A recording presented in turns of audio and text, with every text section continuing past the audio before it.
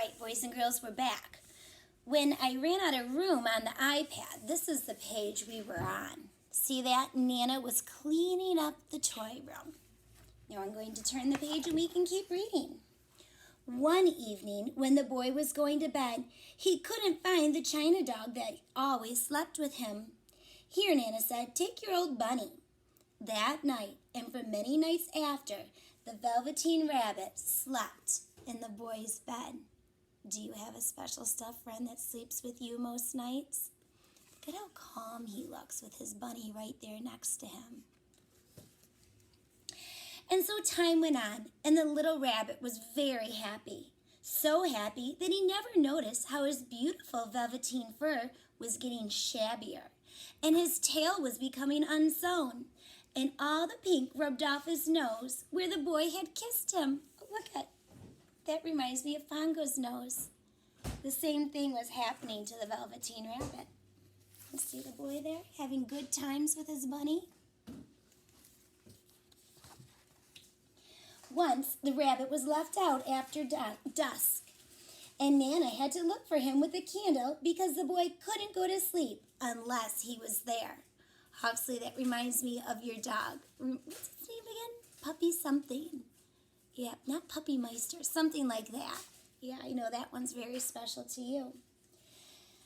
Fancy all that fuss for a toy, she said. You mustn't say that, the boy said. He isn't a toy. He is real. When the little rabbit heard that, he was happy, for he knew what the skin horse had said was true at last. He was real. The boy himself had said it. Near the house was a woods. One evening, while the rabbit was lying there alone, he saw two strange beings. They were rabbits like himself, quite furry and brand new. They stared at him, and the little rabbit stared back, and all that time their nose twitched. He hasn't got any hind legs. He doesn't smell right, the wild rabbit exclaimed, jumping backwards. He isn't a rabbit at all. He isn't real. Oh, boy. I wonder how he felt about that. I am real, said the little rabbit. The boy said so. Come back and play with me. I know I am real. But there was no answer. Off go those bunnies. Weeks passed, and the little rabbit grew very old and shabby. But the boy loved him just as much. He loved him so hard that the pink lining to his ears turned gray, and his brown spots faded. See how the little bunny's getting older looking? Not so bright and fluffy anymore. You might have a stuffed friend whose stuffing isn't quite fluffed up like it used to be.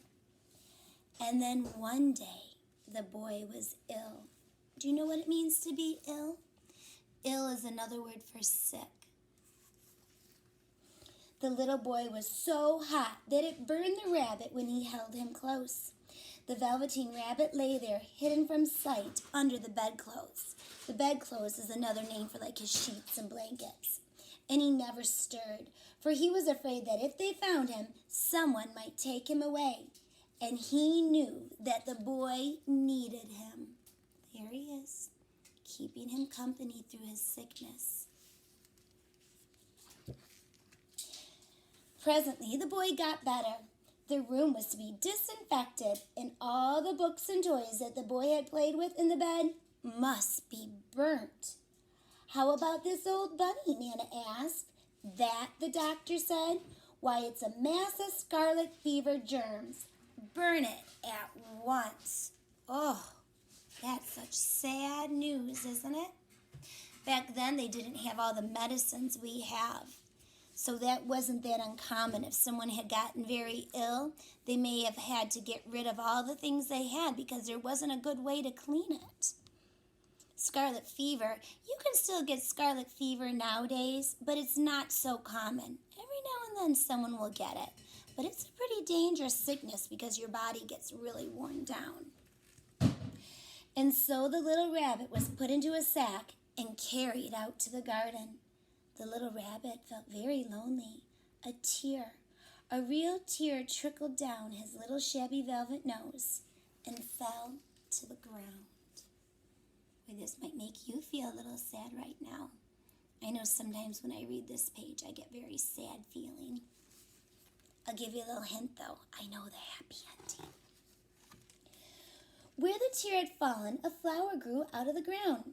The blossom opened, and out of it stepped a fairy. I am the nursery magic fairy, she said. I take care of all the playthings that the children have loved. When they are old and worn out, I turn them into real. Was I real before? Asked the little rabbit. You were real to the boy, the fairy said, because he loved you. Now you shall be real to everyone. What a pretty picture. Oh, look at those daffodils. I saw some of those outside our classroom. Yeah, real daffodils growing. She flew with the little rabbit into the wood where the wild rabbits dance. I've brought you a new playfellow, the fairy said. You must be very kind to him and teach him all he needs to know in Rabbit Land. And she kissed the little rabbit again and put him down on the ground. You see, the picture's a little bit darker. Look at all those rabbits. There's our little rabbit.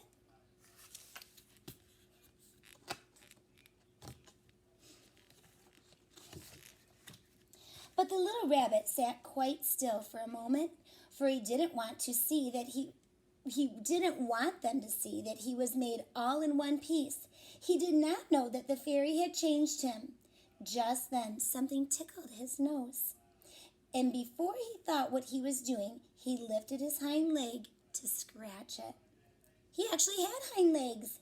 Instead of gingy velveteen, he had brown soft fur, and it was shiny. He was a real rabbit at last. The seasons passed. In the spring, the boy went out to play in the wood and saw 2 rabbits. There was something familiar about the little soft nose and the round black eyes of one of them. The boy thought to himself, why, he looks just like my old bunny. But he never knew that it really was his own bunny, come back to look at the child who had first helped him to be real. Look at that. What a happy ending. Boys and girls, there's a lot to think about with this story. Do you think the ending is real or make-believe? We might want to pretend that it's real, but it's make-believe. Yeah, the nursery fairy is make-believe. And our stuffed bunnies don't really turn into real rabbits. But there's a real lesson that comes with this story. Do you remember those pictures I showed you in the beginning of my grandpa and my grandma and my mom? I want to tell you something about them now. You know, as time went on, my grandpa wasn't so strong anymore. The same man who used to be able to do cartwheels when I was a kid and lift bales of hay above his head and twirl me around in the yard, he couldn't do that anymore. Towards the end of his life, he could barely walk from the kitchen to the table. We had to help him. He had a little walker that he'd move around a little bit by little bit. And remember how I told you how smooth and pretty my grandma's skin was? I'm very fortunate. My grandma's still alive. She's in her 90s, but guess what? Her skin isn't so smooth and pretty anymore. It's kind of wrinkly. Even on her arms, the skin's kind of wrinkly. And she's actually fortunate to be quite healthy. She even lives on her own, but she's not as healthy as she used to be. She has to take some medicine, and she'll work in her garden for a little bit, and then she'll take a nap. Do you remember those pretty blackish brown curls she had when she was a young bride? Her hair's not like that anymore. Now, there's a lot of gray in it. Yep, it's not quite as shiny as it used to be either. And even my mom, she's still quite beautiful, but, you know, she's not as strong as she used to be. As she's gotten older, she has a sickness called cancer, and she gets tired too. She used to work all day long and clean her house and help me with my schoolwork, and she worked as a nurse, and she had to retire. She can't do that anymore. But you know what's funny? They're more real to me than ever and more loved than they ever were. And why do you think that is?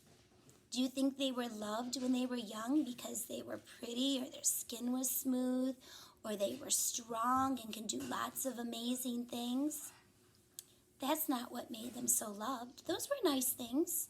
It's okay to like pretty things and to be thankful for health and strength and bodies that can do lots of good things and quick minds that can think. But boys and girls, when you think about the people in your life that you love and are dear to you, do you know that that doesn't change as they get old and their bodies wear out? No, not at all. When you see your grandparents, you probably squeeze them tighter than you did even a couple years ago. Someday your parents will get old. Right now, your daddies are probably very big and strong, and they can do a lot of things that you can only dream of doing. Yeah, maybe you need something moved around the house, and you might have a really hard time, and you ask Daddy, and he can do that with no problem at all. And you probably think, wow, my dad's the strongest in the world. And that's a good thing. But what we need to remember from our story about the Velveteen Rabbit is about real love and what makes people real. And that's loving them for who they are. And not just when people are young and nice looking or strong, but loving them their whole life through. And we can kind of learn that from our stuffed friends, can't we? I know, maybe you're going to want to get one of your favorite stuffed animals and give it a hug right now. And I bet you the hug that you give it right now is going to be a good one. But a couple more years from now, you might hug that stuffed friend just a little bit stronger. And it probably won't be as fluffy. But I bet you your love for it will be even stronger. That's especially true for people. All right, boys and girls, thanks for listening.